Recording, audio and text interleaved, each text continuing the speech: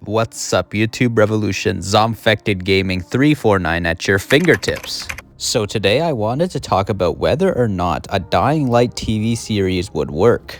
Judging by the many video game adaptations we got made into movies throughout the last couple of decades not being the greatest, the obvious question or answer is probably not, or maybe if they do it right and stay true to what makes the game special and expanding upon those universes but inspiring the original source material to fit the lore of that universe properly.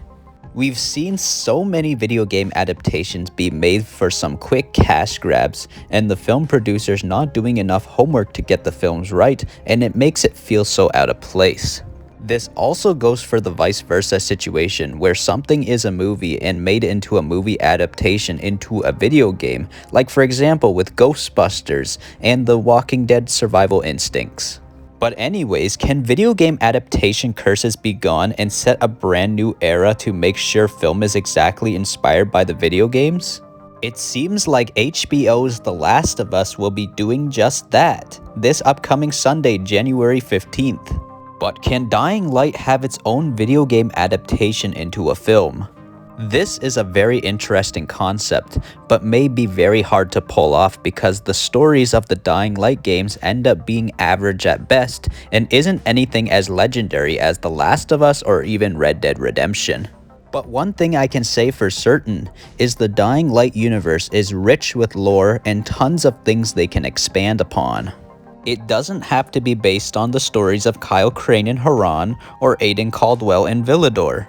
They can try so many other locations around the world and make a protagonist of this show being kinda inspired by Kyle Crane and Aiden Caldwell, like someone who's infected and has these seizures, and over time they become powerful with these parkour abilities by taking these inhibitor drugs and maybe tons of antizin. But let's get into some of the scenarios I think would work well. Scenario A. I think they should try showing us what the Dying Light universe is like in the United States when the initial outbreak was like, otherwise known as the Fall. In the Dying Light lore, the United States of America was renamed to the United States of Anarchy because the United States government was collapsing and all hell on earth was breaking loose across the United States. They can also show us what the GRE was up to during their shady experiments when the GRE promised to shutter their labs but continued their Harran THV research in secrecy. Also, these events would have to take place 5 years after the events of the Harran epidemic. Since the events Kyle Crane arrived in Harran, the world has not fallen just yet. The outbreak was just exclusively in Harran, making that place ground zero. So let me give you a small recap on how the timeline works in the Dying Light universe. Event number 1 is the Harran epidemic. Event number 2 is the 5-year time skip after Harran, which is known as the worldwide Harran pandemic, otherwise known as the Fall, which we don't know too much about just yet, just bits of lore.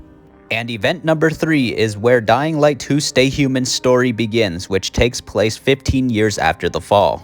So that means Dying Light 1 takes place 20 years before Dying Light 2 Stay Human. A lot of people get that wrong, thinking that Kyle Crane landed in Harran 15 years prior to when Aiden arrives in Villedor. People think that Dying Light 1 is a zombie apocalypse game, and it's not. It's not a worldwide apocalypse yet. It's a zombie outbreak game set within the Harran exclusion zone.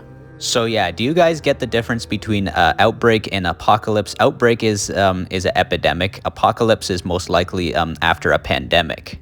But anyways, that's what I think scenario A should be during the 5-year time skip after Harran during the Fall in the United States of Anarchy. And to get it right, they will have to make it that people wear biomarkers on their arms in that show and show that it's mandatory, because if they don't wear the biomarkers, the GRE and the military will kill anyone on sight.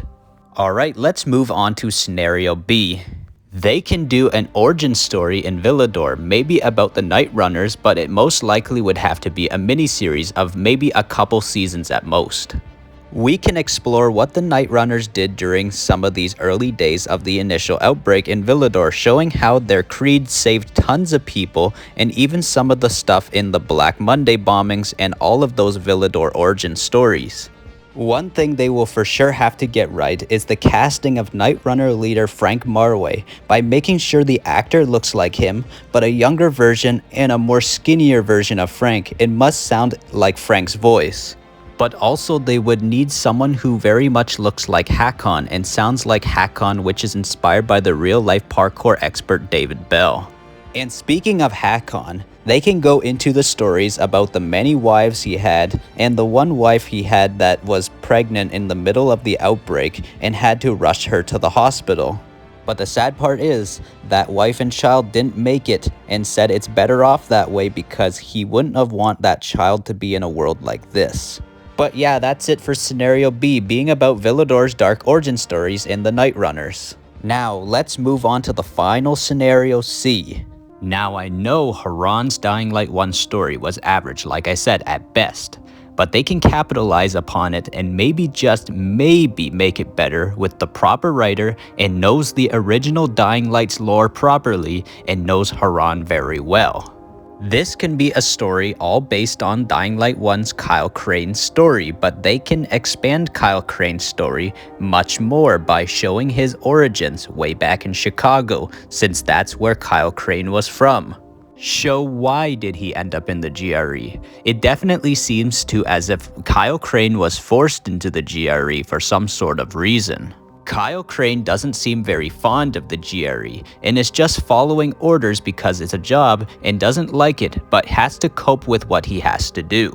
It's definitely sounding like Kyle Crane was put into the GRE and sent to Harran for some sort of punishment that has happened all the way back in Chicago, like being a successful criminal, like doing heists and got arrested.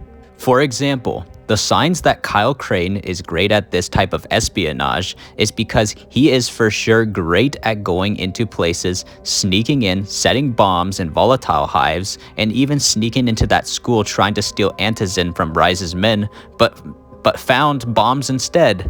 But yeah, obviously the thing they will need to do is get Kyle Crane's actor right by making him look and sound just like him with the right personality. And what they can do is expand upon the friendships that Kyle has with the survivors of Harran, and even expanding more upon why Kyle gets attached to Jade, and even expand upon his friendship with her brother Rahim, and also of course the friendship with Brecken, and even the hate towards Rise, also known as Kadir Suleiman. Speaking of Kadir Rise Suleiman, they can show his brother Hassan what he was like and what exactly Rise was like before Hassan died in some sort of flashback type episode.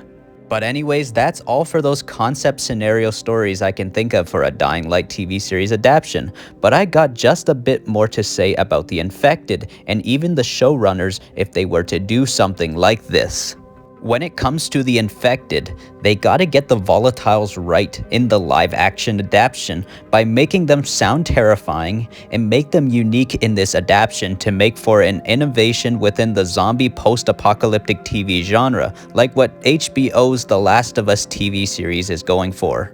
Also, another most important thing is get the UV flashlight action scenes right. When survivors are running away from volatiles or any infected that are vulnerable to UV light, this is how you faithfully adapt a Dying Light film adaptation, right, since the UV lights are essential in the Dying Light universe and are very much a part of the Dying Light DNA. But now I want to talk about showrunners, even though they obviously don't exist yet for a Dying Light TV series. Like I did say, they gotta make sure they are staying true to the Dying Light lore in that universe, in the Dying Light DNA with the parkour and etc. But if you know the Maze Runner movies, I can picture a Dying Light adaptation being made by possibly the Maze Runner creators, since those movies kinda gave me Dying Light vibes with the constant running they have to do. Also, another series is the creators of the Divergent series. They could also try this as well. That series has quite a lot of running too. But I'm not saying it should 100% be the Maze Runner creators or the Divergent creators. It was just those movies gave me Dying Light vibes because of the running action scenes in those movies. It was just a little small idea I had at the top of my head just now. But anyways, this was a long video to plan out and talk about.